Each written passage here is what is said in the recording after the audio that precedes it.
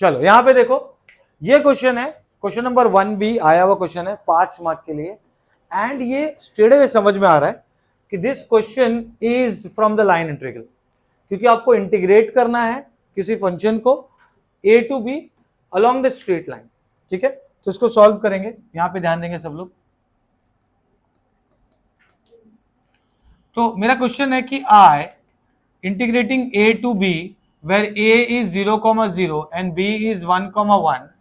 and this is z square dz। Okay, है ना, simple है, इंटीग्रेट द फंक्शन, इसको इंटीग्रेट करना है f ऑफ z को, a to b दिया है, ओके, एंड स्ट्रेट लाइन। अब मुझे एक बात बताओ, अगर कोई लाइन यहां से 0,0 से 1,1 पे दिया है तो वो क्या होगा, मतलब अगर ये 0,0 है और ये b 1,1 है, इसका मतलब अगर मैं सॉल्व करूं y minus y1 upon y minus y1 upon, है ना, इसको आप x1 y1 ले लो, इसको आप x2 y2 ले लो, है ना, तो आप क्या करेंगे y माइनस y1 अपॉन, है ना, तो y minus y1 upon y1 minus y2, x minus x1 upon x1 minus x2, गया गया, y इक्वल टू x बचा, y इक्वल टू x बचा, जीरो क्या, y equal to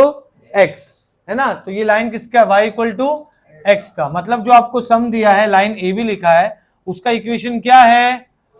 so line A B is actually y equal to x का line. समझ में आया? चलो, तो y इक्वल टू x के लिए सॉल्व करना है, मतलब क्या हो जाएगा, y इक्वल टू x के लिए सॉल्व करना है तो इसका dy क्या हो जाएगा, dx, बराबर है, ऐसे ही करना है, जो भी दिया है उसका डेरिवेटिव निकाल लेंगे, और हमारा z क्या होता है, x प्लस आई वाई, तो dz क्या हो जाएगा, dx प्लस आई dy, तो ये हो जाएगा dz dx प्लस आई, dy के मतलब भी क्या लिखेंगे, dx, तो ये हो गया dz 1 प्लस आई dx, मतलब एक z का फंक्शन जो x और y पे डिपेंड हुआ करता था, हमने उसको किसी एक वेरिएबल पे डिपेंड कर दिया और वो है x। आप इसको y पे भी डिपेंड कर सकते थे, कैसे, आप dx की जगह dy ले लेते, तो dy dy होके dy कॉमन निकल जाता। कहने का मतलब ये, अब कोई एक ही इंटीग्रल वर्क करेगा यहां पर, या तो x या तो y। समझ में आया? ठीक है, तो अब ये क्या हो जाएगा, देखो z हो गया x, y, तो यहां पर dz मिल चुका, अब मैं लिखूंगा I, है ना, ये है 0,0 to 1,1 z स्क्वायर, मतलब x प्लस आई वाई का होल स्क्वायर, और dz क्या है 1 प्लस आई dx। समझ रहा है मैं क्या कर रहा हूं? हाँ, तो अब ये क्या हो जाएगा, ये हो जाएगा I, क्योंकि ये dx है तो सिर्फ x का लिमिट आएगा, तो x का लिमिट खाली ये है, ये और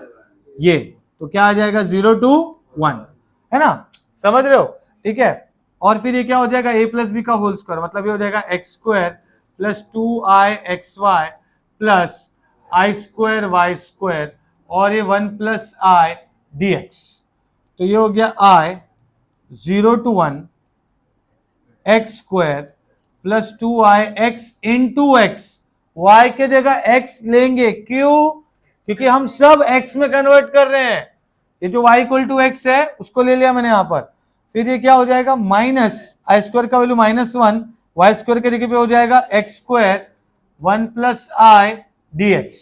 तो ये x square minus x square क्या हो जाएगा, कैंसिल। तो अब ये क्या हो जाएगा, देखो, हाँ, तो अब ये क्या हो जाएगा, ये हो जाएगा I 1 प्लस आई कॉन्स्टेंट है, बाहर ले लिया, 0 to 1 2i x square dx, और अगर आगे सॉल्व करूं मैं तो ये हो जाएगा 2i बाहर, 1 प्लस आई भी बाहर है, देखो, है ना, एक्स स्क्वायर का क्या हो जाएगा, x cube by 3, and this is 0 to 1, तो ये हो गया 2i, मतलब i मल्टीप्लाई कर रहा हूं मैं, तो i 1 जा i, and this is i square, और ये 3 आगे ले लिया मैंने, 1 का cube, upper limit minus lower limit, तो i हो गया 2/3,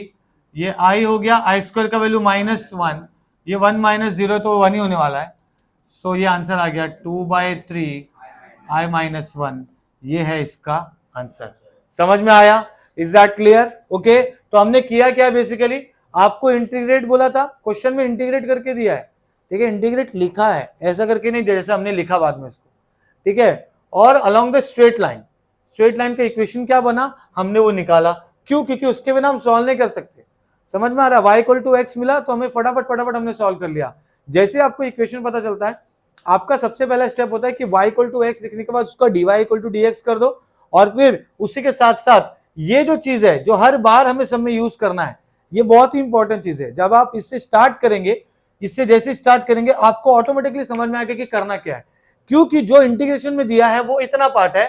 इंटीग्रेशन z और dz। z अगर आपको पता है x प्लस आई वाई तो आप इधर पुट करेंगे, dz आपने निकाला है, तो थिंग्स बिकम्स वेरी इजी जब आपको स्टेप्स पता होता है, और स्टेप्स कब पता होगा, जब आप प्रैक्टिस करेंगे। समझ में आ गया, इज दैट क्लियर, समझा ये?